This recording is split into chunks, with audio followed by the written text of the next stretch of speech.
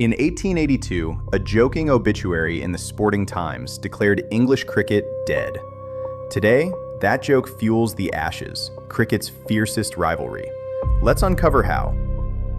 In 1882, a British newspaper printed a mock obituary for English cricket. That single joke accidentally created the Ashes, Test cricket's most enduring rivalry. Ashes to Ashes, how a mock obituary created cricket's fiercest rivalry. To understand that obituary, we need to return to the Oval in London, 1882, where the England cricket team suffered a defeat nobody expected. At the Oval in London in 1882, the England cricket team expected another comfortable win. Instead, the Australia cricket team produced a shock that stunned the British Empire. Australia's narrow victory at the Oval cut deep. For a proud British Empire, losing at its own game raised uncomfortable questions about status, superiority, and sporting certainty.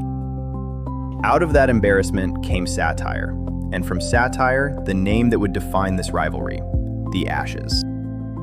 Soon after, Reginald Shirley Brooks at the Sporting Times published a mock obituary. It declared English cricket dead, its body to be cremated and ashes taken to Australia. Ivo Bligh, later Ivo Bligh, 8th Earl of Darnley, vowed to reclaim those symbolic ashes. His 1882 to 83 Ashes tour to Australia became cricketing folklore. Somewhere on that Australian tour, legend says a tiny terracotta urn appeared, supposedly holding a burnt cricket bale. It would become the Ashes' most famous symbol. On Bligh's 1882 to 83 Ashes tour, friends in Melbourne presented a small terracotta urn said to contain a burnt cricket bale. The Ashes urn's myth was born. For decades, the terracotta urn stayed largely private, eventually housed at Lord's Cricket Ground in London. Yet the idea of the Ashes captured public imagination across the Commonwealth. As the Ashes grew, so did tensions. By the 1930s, cricket reflected a harsher world, nowhere more than in the infamous Bodyline series. In the 1932 to 33 Ashes series, England captain Douglas Jardine used bodyline tactics against Don Bradman's Australia. Fast, hostile bowling at the body ignited diplomatic outrage between London and Canberra. The Ashes spanned a turbulent century. As the British Empire gave way to a modern Commonwealth, series paused for world wars, yet resumed as symbols of shared, contested identity. By the late 20th century, individual performances began redefining the Ashes.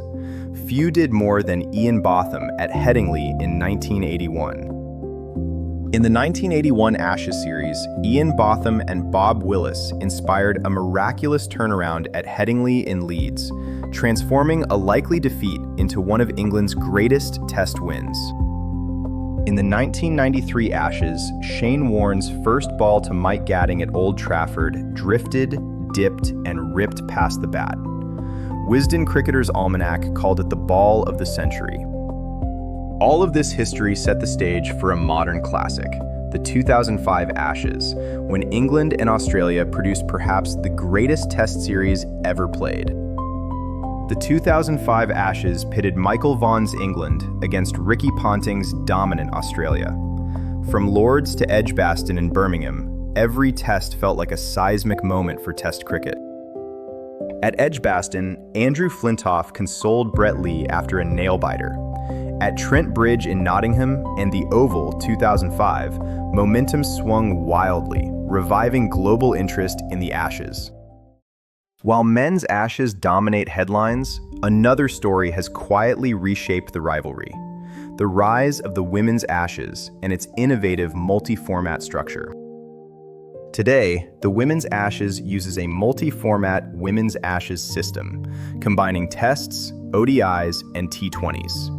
It reflects how the Ashes adapts while preserving cricketing tradition for new generations. So what does that tiny urn in the MCC Museum really mean today, more than 140 years after the Sporting Times obituary? The Ashes urn in the MCC Museum at Lord's is fragile, unofficial, and rarely travels, yet its story links satire, empire, Bodyline, 2005, and evolving cricket culture. From 1882's mock Obituary to today's packed stadiums in London, Melbourne, and Sydney, the Ashes continues evolving, proving Test cricket's fiercest rivalry shows no sign of fading.